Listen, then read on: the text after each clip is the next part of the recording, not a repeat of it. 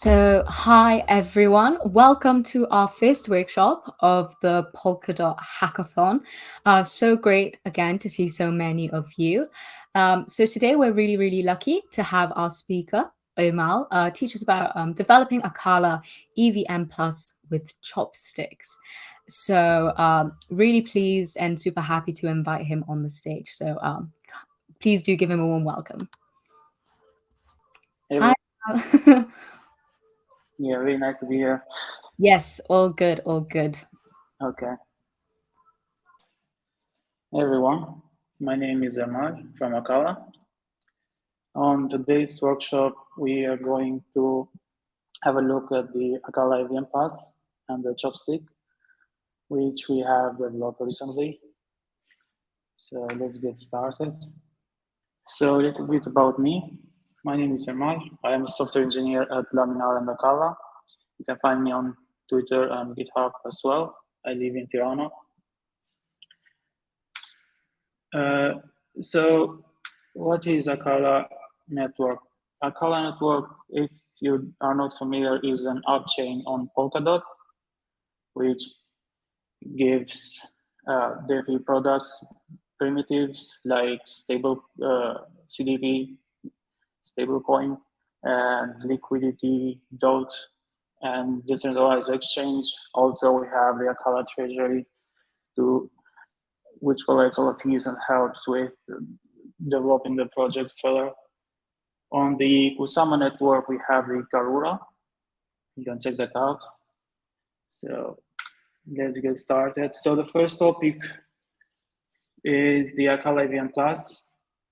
And so basically, what is Acala EVM Plus? It's basically a normal EVM like all the EVMs out there, but with some extra features.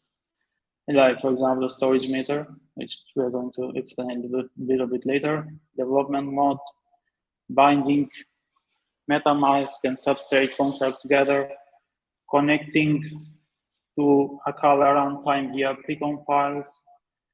Also, the EVM, the VM itself is also accessible by runtime protocol as well. So it's like two-way communication between the Substrate runtime and the Acala EVM Plus. It also offers the same as the Substrate chains out there offers transaction longevity. So basically, you can define a valid until block number, so your transaction won't stay in pool forever. Like if you are familiar with EVM or Ethereum, you know what I'm talking about. It also uses the same accounting model as Polkadot and JS. So it requires you to have a certain amount of token into your account. Otherwise, the account will be wiped. So no dust account on the Acala EVM Plus. So what is the storage meter? Storage meter is basically the same as the gas limit. So you can control how much resources you are giving to a transaction to consume, how much storage it is allowed to place into the blockchain.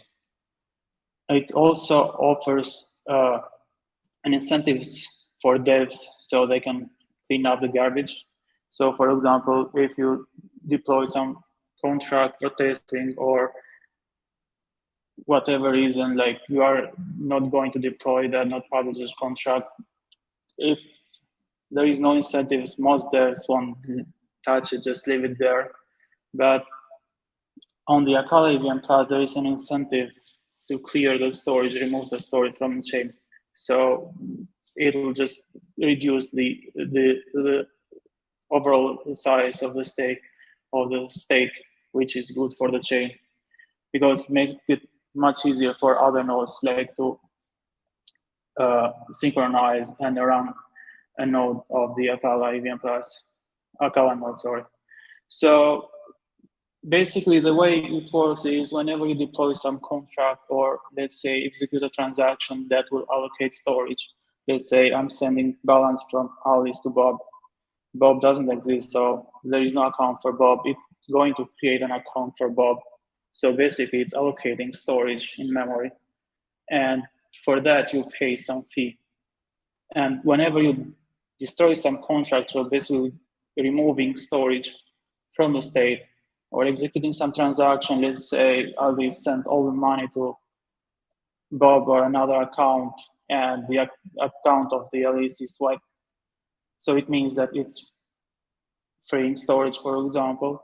If there is any like plus minus storage use, it will either charge you for the storage allocation or refund you for the storage that you are freeing. So next thing is the development mode. So the development mode is basically whenever you deploy something, that contract is by default on the development mode, meaning it can be accessed only by maintainer, other contracts out there, or developers.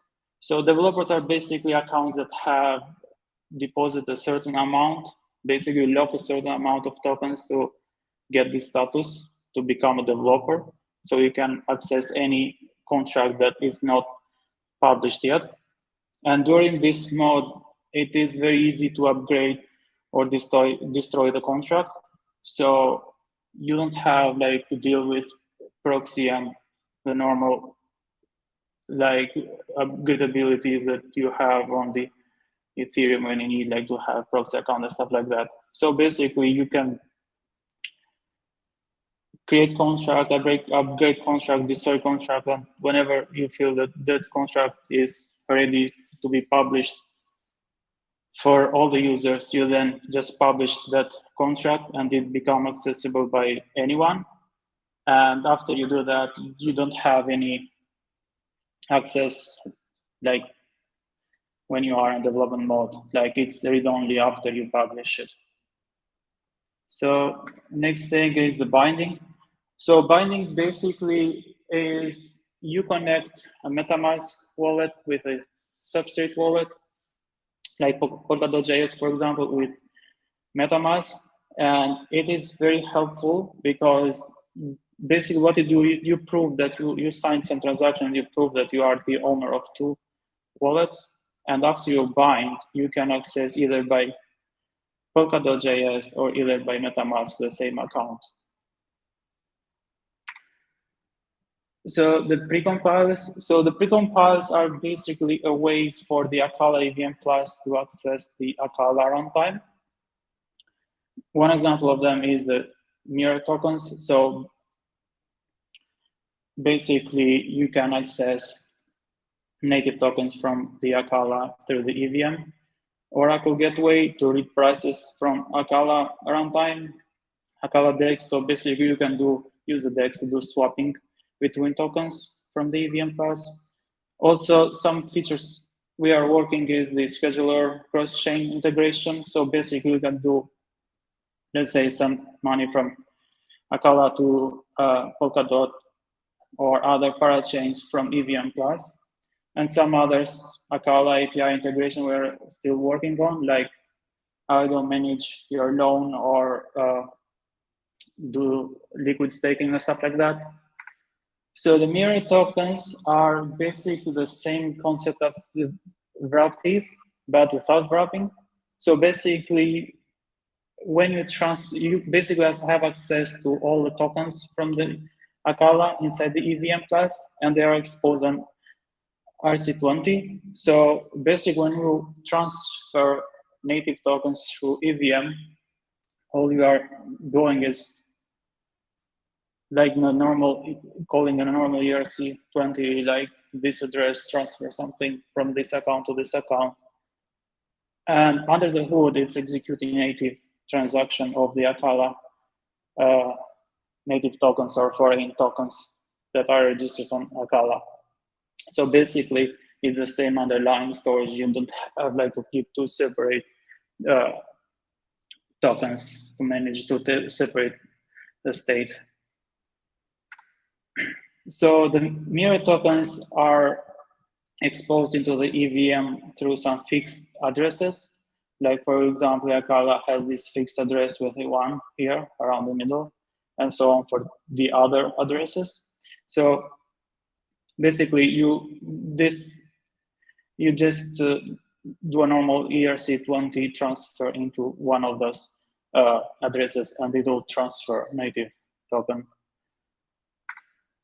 So the Acala Oracle gateway is the same as the tokens, but this is so you can read prices from the Acala Oracle, and the contract is exposed into this address. And this is the interface for you to access the prices. So basically inside the Oracle, the EVM, you just call the Oracle.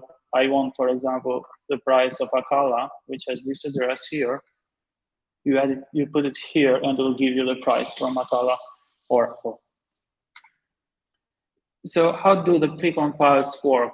So the precompiles, for each palette, we have a specific precompile that acts as a bridge between the EVM and the palette itself. So, but you don't talk directly into the precompile. You communicate with the pre-deployed contract, which is a contract that is pre-deployed by the protocol that exposes the interface I showed you before, like this interface. And this has the contract deployed to this address I showed earlier.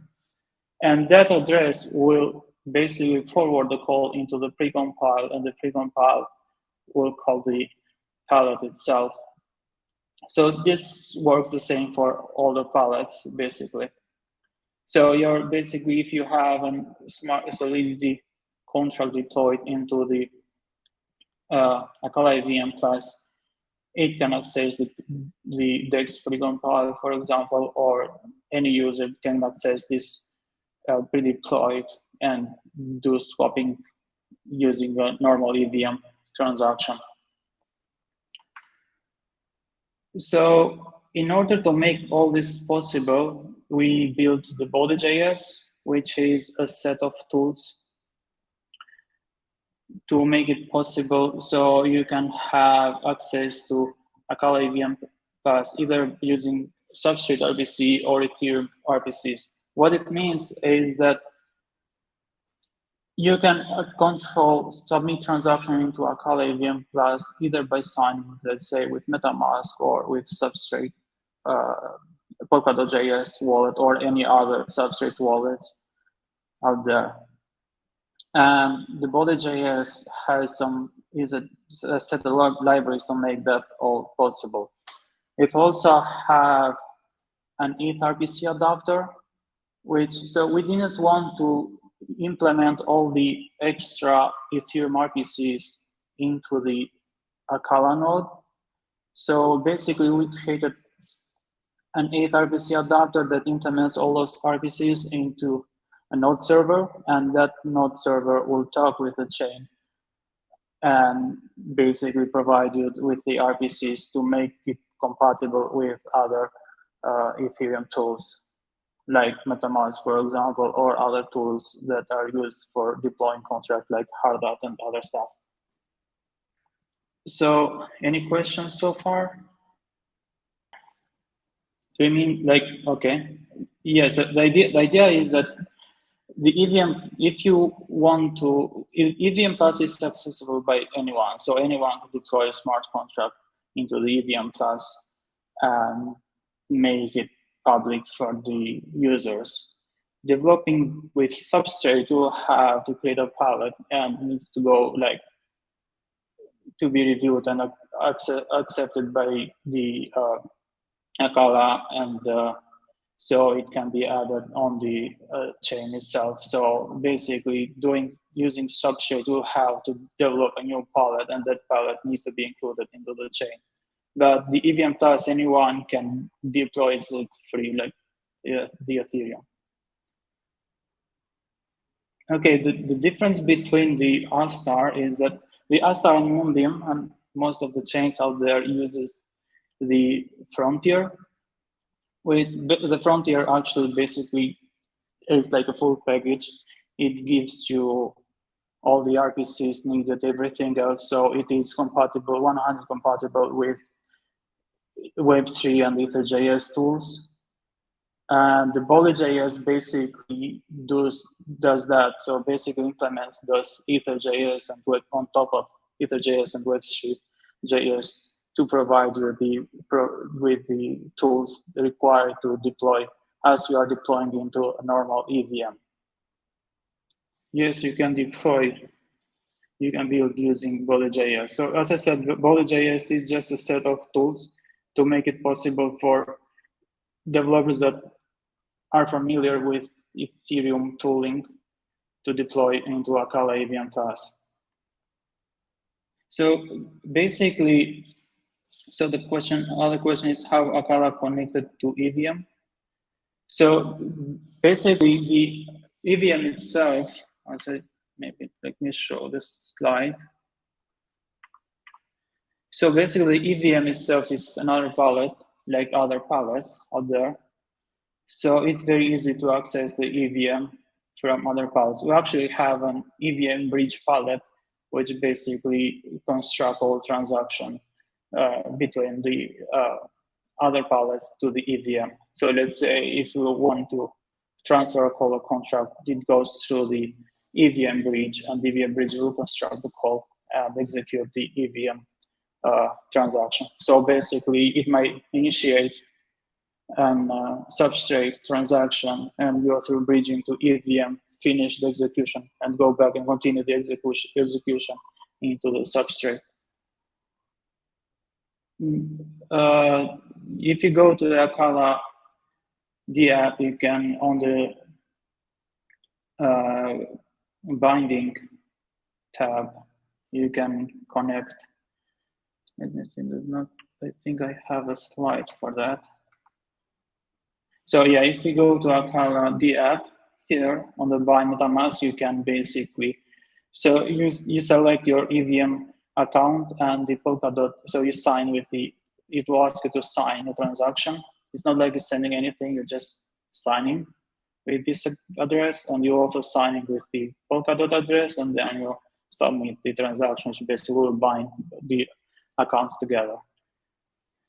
If you don't do that and you are interacting with the EVM or your account is involved into some EVM transaction, then it will bind to default EVM address. So basically, in order to make it work like the Substrate and EVM to communicate together, you need to have some way to know which account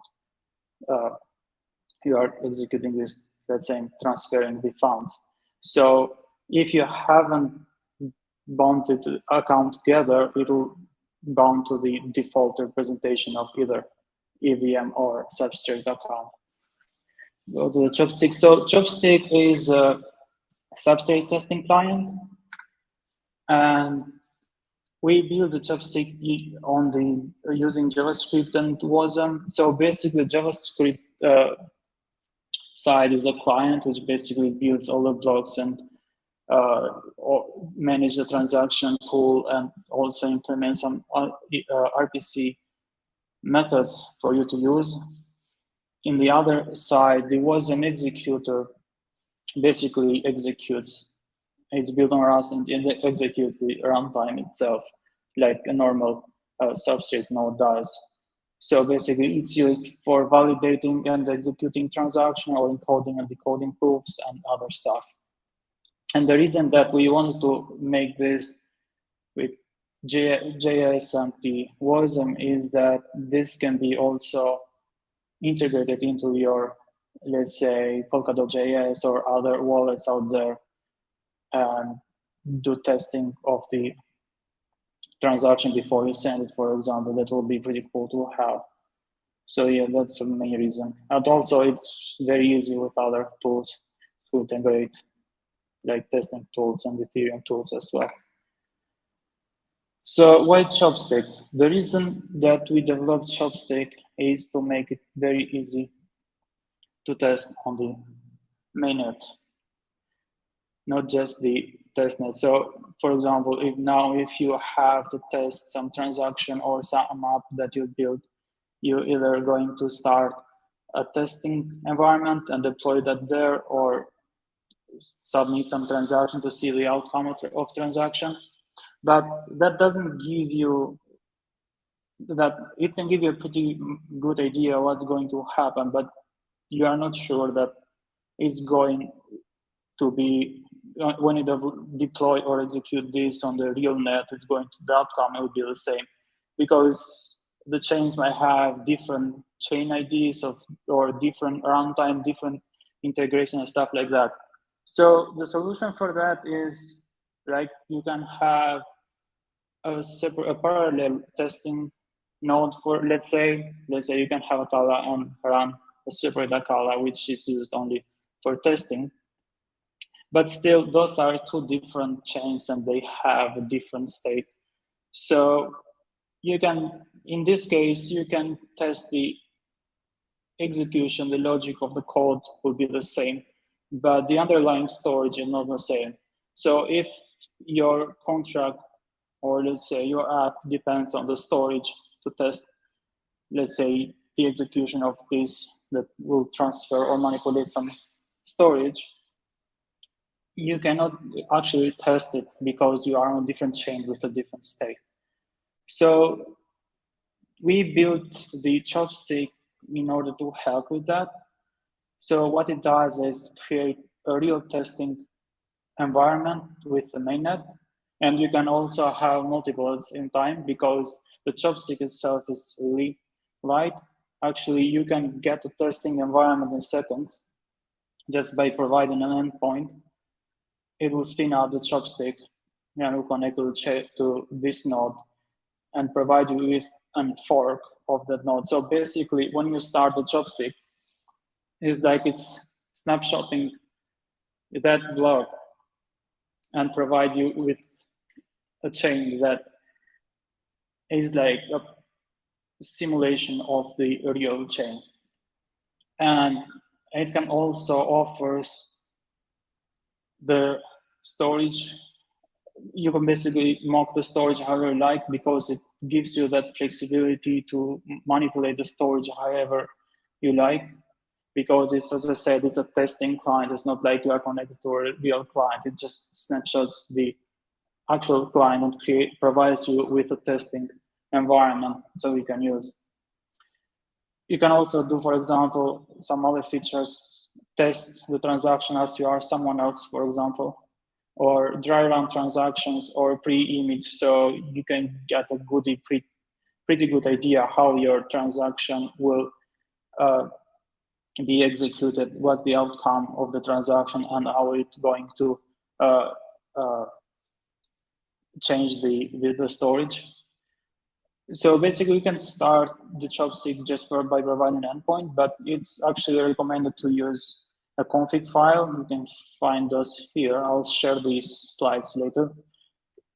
So basically, a client config is something like this, and just offers you a way to just bundle a lot of configuration into it, and you basically start the Chopstick using this config, and it offers you a way, for example, to override the WASM. So basically, you can provide any WASM that, let's say, you are trying something, modifying something on the runtime. I want to test that with the actual chain, how it will perform.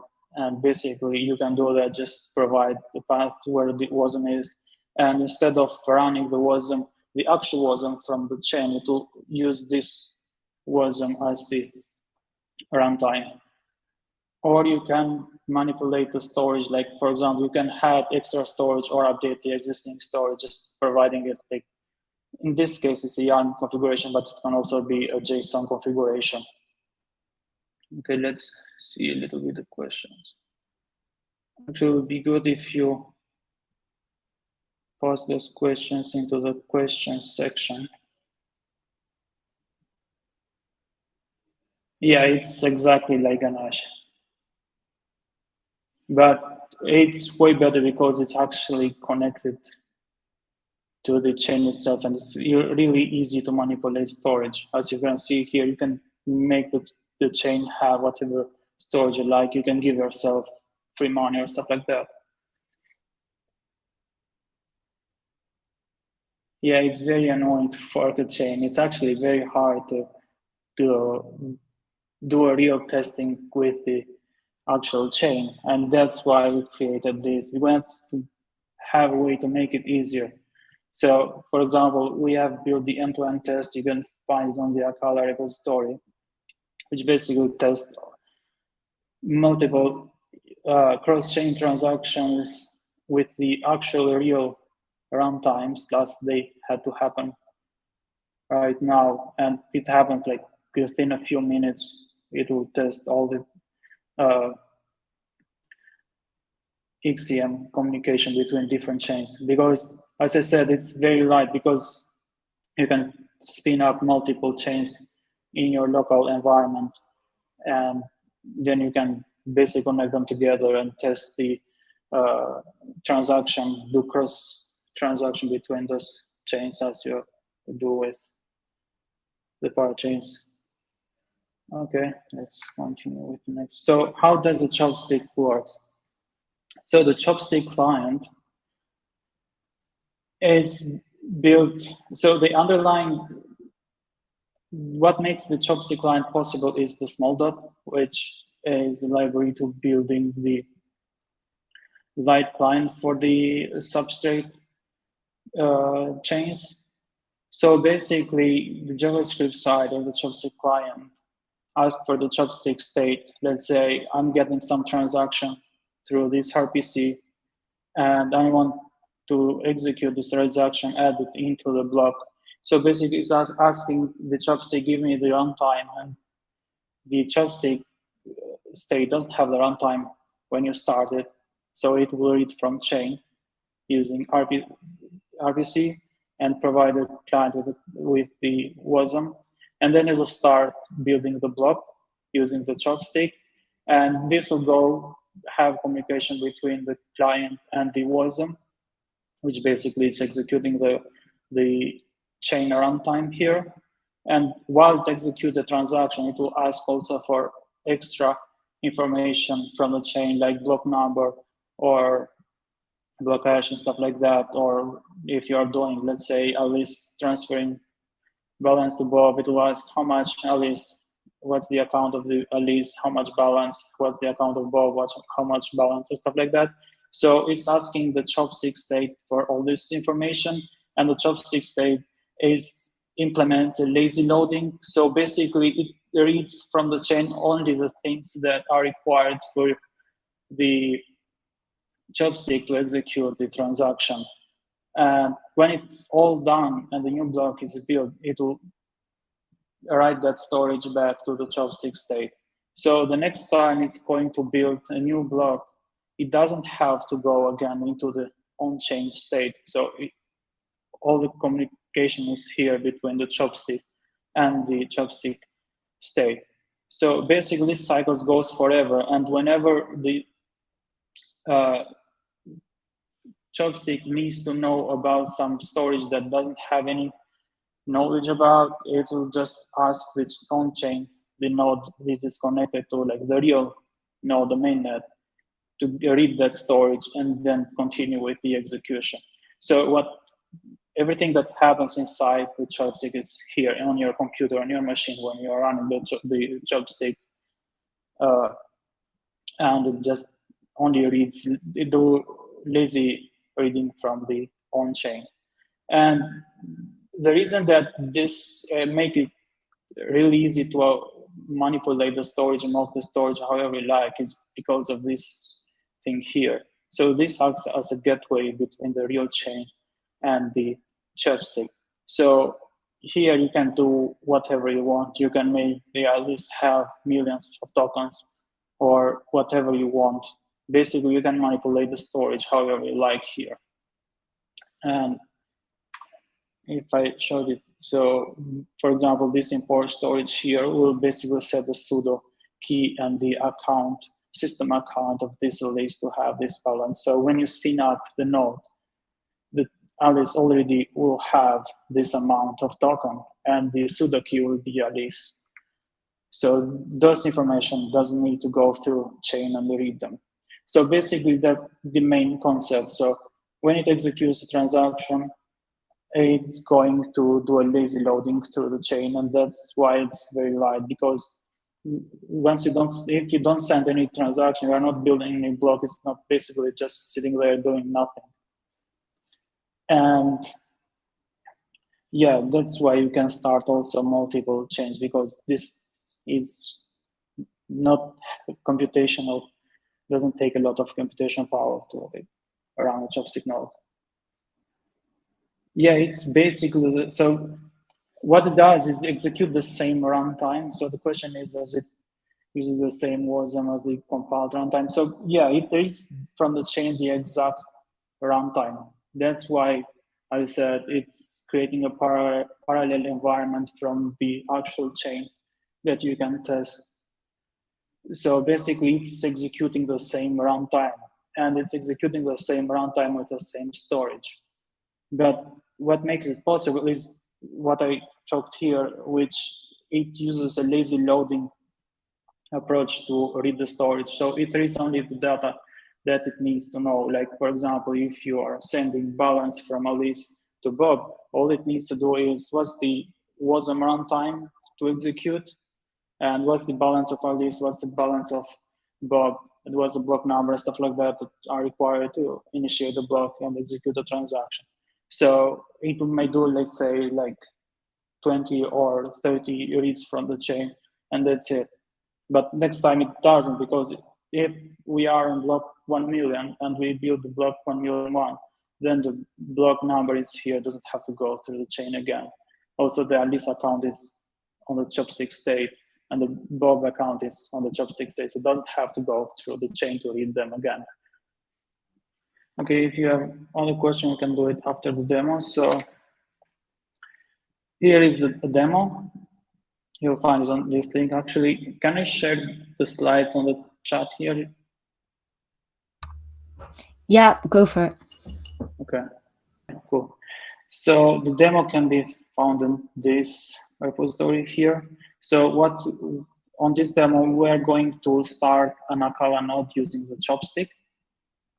And we are going to have an example contract, build and deploy an example contract that basically will do some Acala swapping if the Acala price is equal to 1 or greater than 1.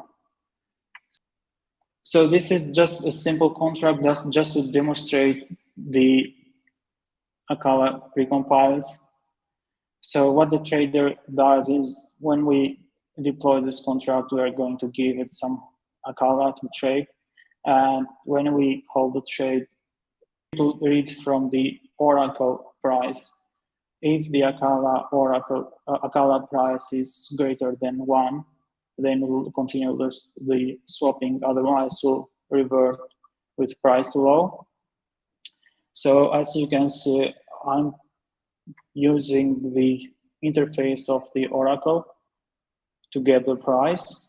They are deployed on Acala network contract. You can find the contract itself and the interfaces for them. And we are basically creating an interface with the address from Oracle, which is this one here. So at this address lives the pre-deployed contract for the Oracle. And if I go down here, this is actually a real Acala pre-deployed Acala Oracle pre-deployed contract. So basically, it's very simple. It basically makes your call go through this precompile and return you the price.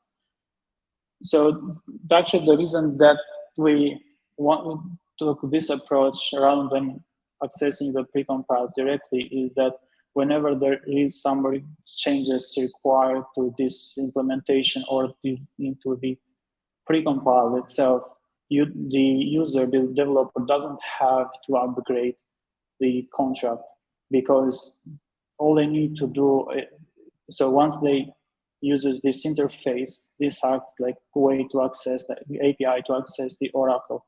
So whatever there is any update or new feature added into the precompiles or into the pre-deployed, the user doesn't have to do anything, because they just need to call this interface, this API, and everything will be forwarded to the precompile, and this will be updated accordingly.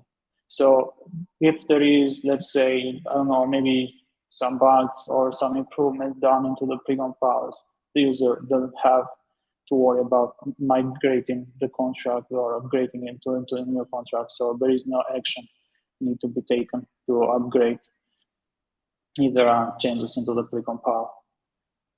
And so basically, we are using the interface of the Oracle to read the Acala price. So this is the address of the Acala, which is this one here.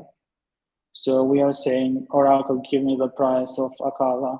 And if the price of Acala is greater than 1, lower than 1, it will throw, otherwise it will continue with the swapping.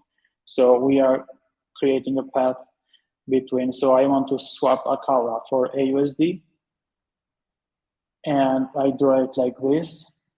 So I basically use the DEX interface, which is this one here, that has all the methods you can access the DEX palette from the Acala runtime. So basically, also the DEX pre-deployed contract is here. Basically, uses this address and call this swap with exact supply or whatever API you want, because there are also other APIs exposed as well. And in this case, we are doing transfer swap Acala for AUSD, and we are giving the entire all the amounts that this trader has.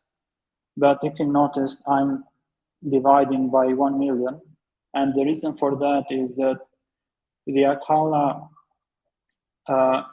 token has a decimal of 12, but inside the Acala EVM class, it is decimal of 18.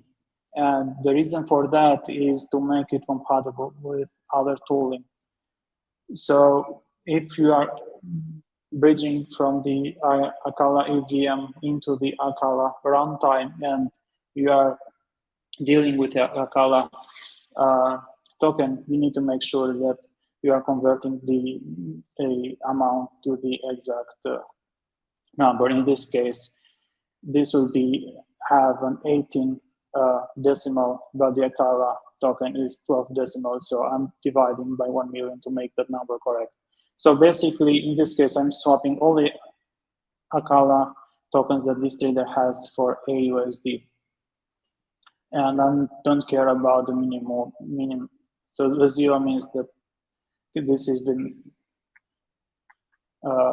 minimum target that I'm expecting, which is here. So I'm just giving it 0.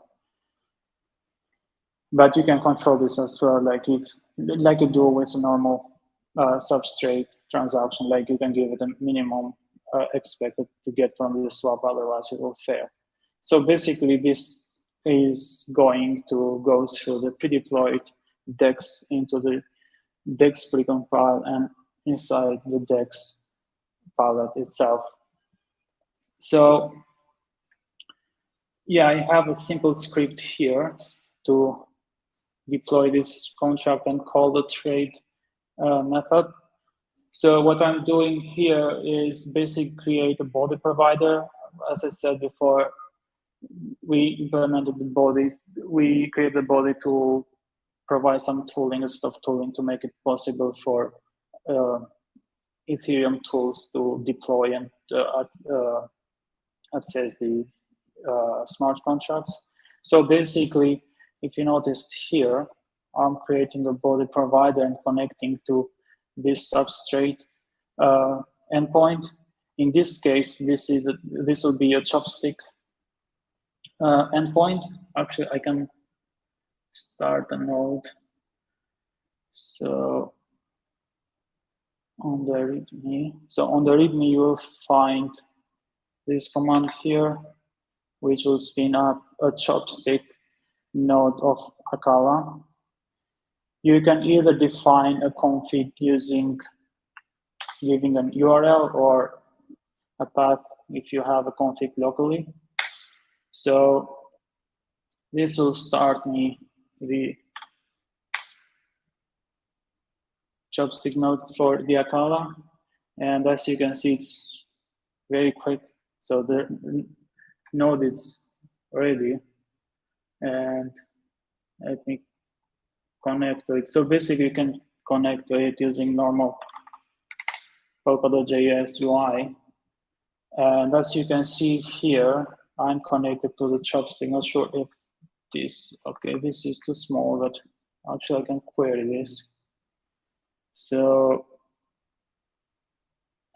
system version, as you can see, I'm on the Chopstick version 0.6. And if I go, let's say, the chain, it will be the Acala chain. And yeah, basically this acts like you are connected on a normal Substrate chain. And as you can see, the last block was 1 minute ago because that's when we started the Chopstick node. So the snapshot happened at this block. So basically, we are at this block of the Acala. Normally, the Acala now will be on a different block, but our fork is at this block. So if I go to the Acala, so the Acala is at this block 267, we are 260. And if I go back to the previous block, you'll see that this is the exact same block.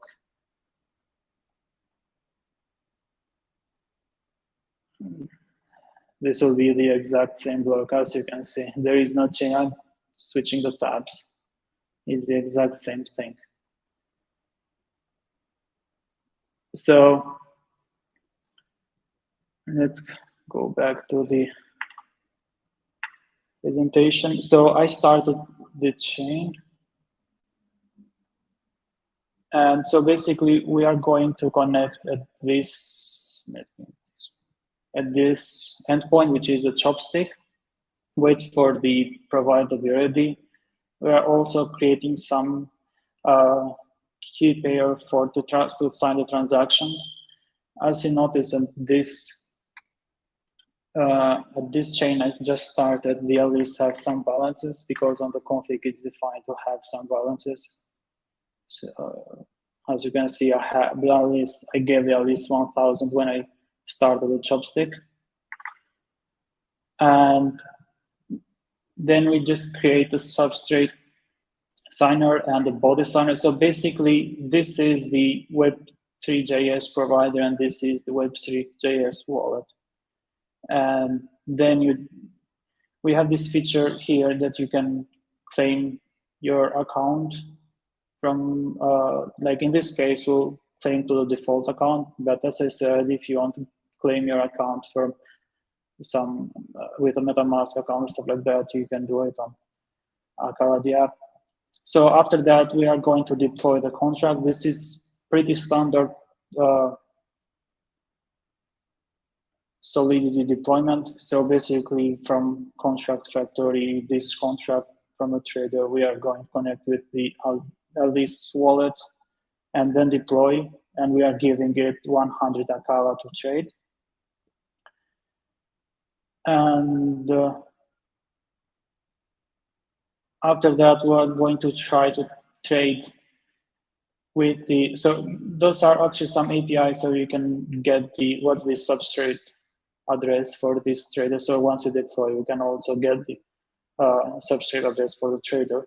So then we'll try to trade, but it will fail because currently the Acala price is not $1. So it will throw an error, and we'll see the balance will be intact.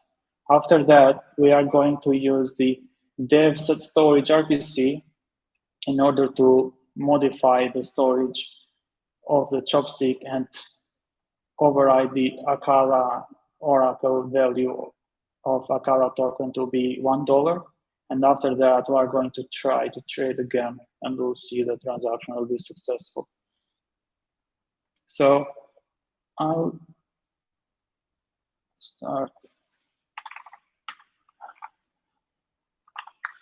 So first you need to just install the dependencies, then do yarn build just to build a contract. I already had it built, but just in case.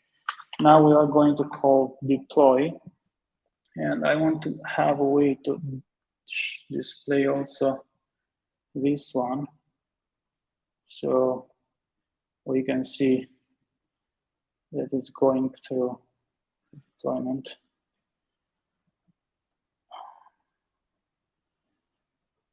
Okay, I need to just install dependencies.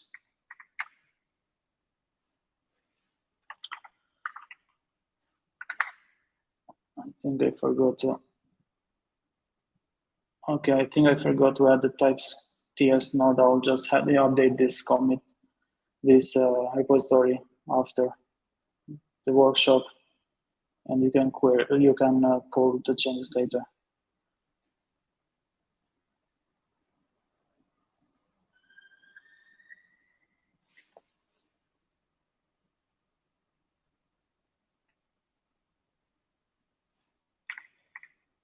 Okay, I'll fix this. Will add the TS node into the dependencies.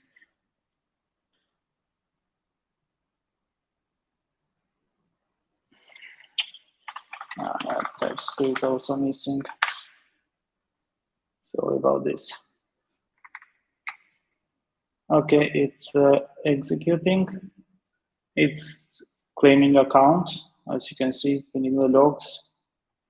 And here, as you can see, it already built a block, and the EVM account was claimed, and the contract was created, and the swap was executed. If I go back here,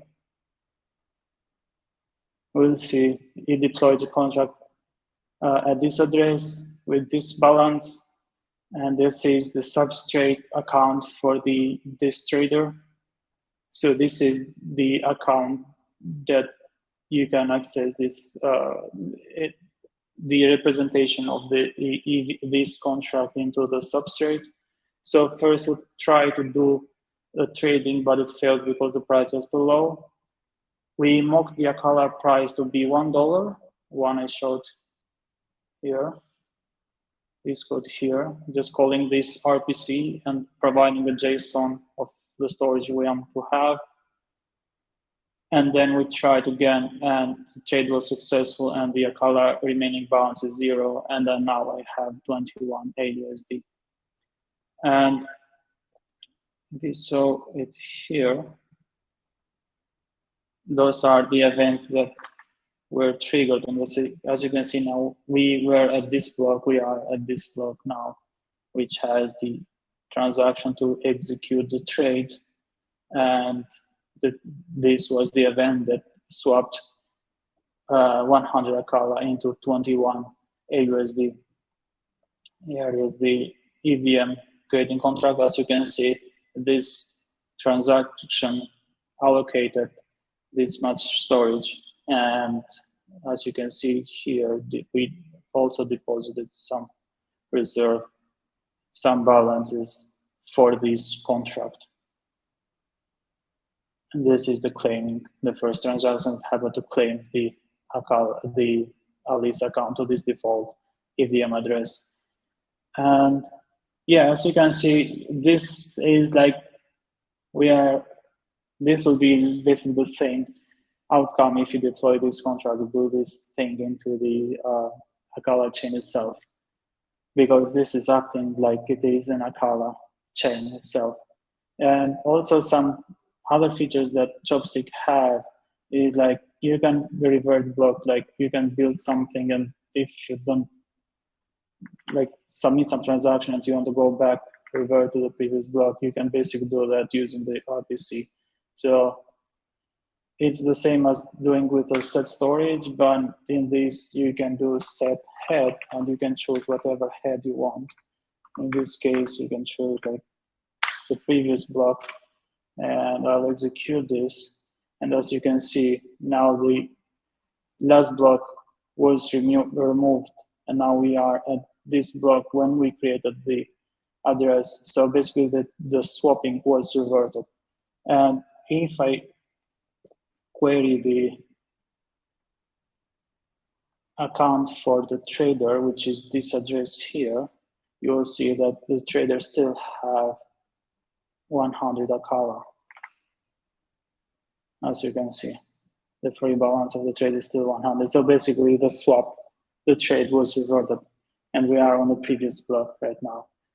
Yeah, we also have a bunch of other RPCs that you can use. Like you can also change, let's say, the timestamp, like do time travel, move the timestamp to some other date, build new block, modify the storage, change the head, like revert blocks back, dry run any transaction or upward message communication between the multiple chains.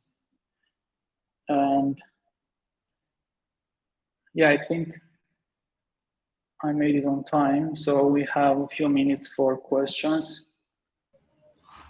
Hi, everyone. Yeah, feel free to pop any more questions in the question section.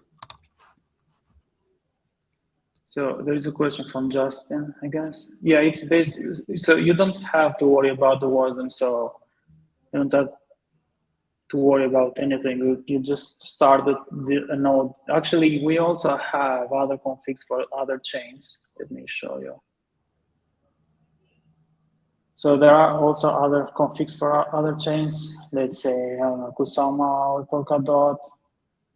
So there are a bunch of, or Moonbeam, for example, you can use that and you can create a node for a chopstick node for the Moonbeam, and you can basically do the same thing as we did with Acala.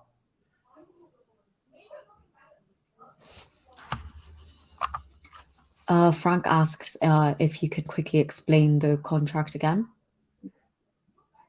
Where is the question? It's in the chat. You mean like what the contract? So this contract is actually a very simple contract. It just so the reason I built this is to demonstrate how you can access the Acala runtime through Acala EVM Plus. So basically what's doing is using this contract, Oracle contract, that is a pre-deployed contract by the system and lives at Oracle address, which is here. And we are using this contract to read the price. And if the price is above or equal to 1, then we are going to call the DEX pre-deployed contract, which lives at this other address here. And this is the interface for the DEX. And we are calling the API to just do the swapping. So basically what we are doing is swap tokens, and this is the supply amount, and this is the minimum target amount. So this is to set a limit how much you expect to get, otherwise the transaction will fail.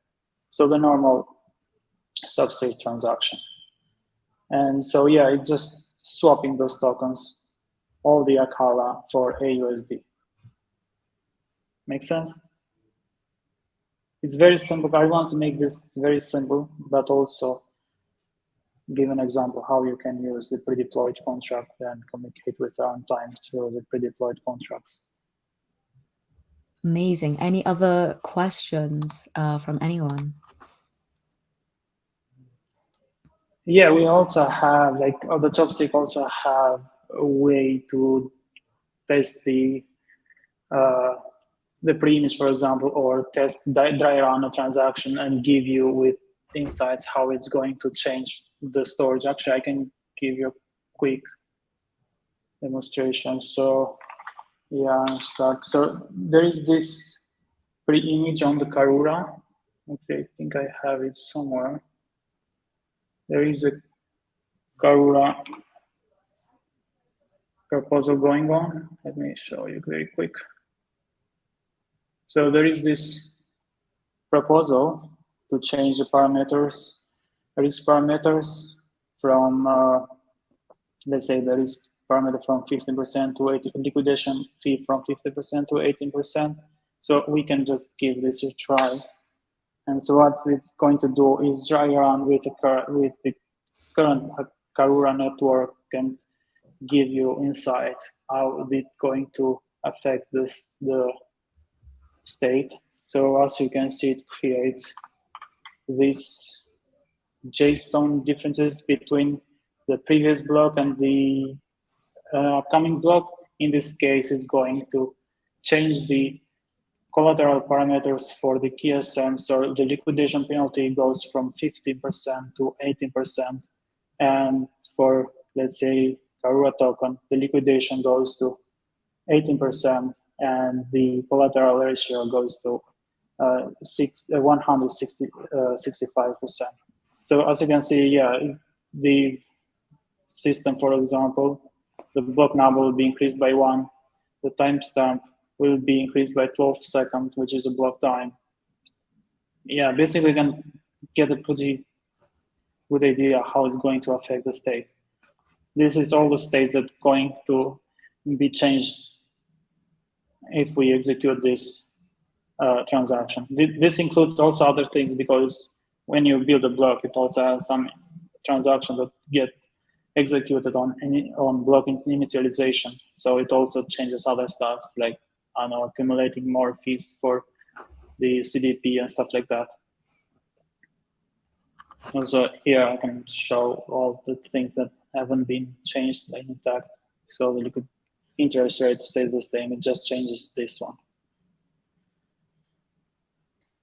Yeah, those are just some links that you can use later for learning. Yep. Let me see other question. Yeah, if your migration is bad, you're going to see the exact thing that's going to happen if that migration happens on the chain. So basically, it's just going to simulate the exact same thing. So that's the reason why we created the Chopsticks, so we can prevent those kind of scenarios when you have, let's say, a bad proposal or a bad migration, stuff like that. It's still in beta actually, because we developed this a few months ago, but it's been really helpful for us so far, especially with the cross communication between chains. Ooh, I think Frank asked a question. Does Chopsticks allow XCM testing? Yeah, exactly. That's what I was talking before. If you go to the Acala repository, there is an end-to-end test repo out there, and it's open. You can check it out. And yeah, it's basically testing the XCM communication between Karura and Karura, Kusama, Polkadot, Acala, other parachains like Moonbeam and stuff. You can have a look. All right, amazing. I guess I'll wrap things up here then. So thanks so much, Ermal, and okay. Ooh. Yep, I just fixed the repo, added the TS node and TypeScript, and I'll push it, so you guys can pull the changes, or you can add the TypeScript and TS node yourself. Amazing. While Ermal is doing that, I just wanted to thank everyone for joining us today. So the next workshop will be with the R-Star team, and we'll be hearing from Pierre Awesome. But again, massive thank you to Ermal and the Acala team. Sorry, go ahead. Awesome. If there aren't any more questions, of course, please do connect with Ermal on Twitter. I posted his Twitter above. If not, I'm pretty sure it's also in the Hacker Pack. So please do connect. Yep. We love to hear more from you guys. But yeah, of course, I won't hold you guys here for much too long. I know that it's evening for some of you, so I'll let you guys get off to a nice little wind down. So yes, amazing. Thanks so much, Ermal. Thanks so much for the Acala team. We'll be here again tomorrow. So again, with the R-Star team. So amazing. See you guys tomorrow. Thank you very much. Thank you for having me. Yeah, bye.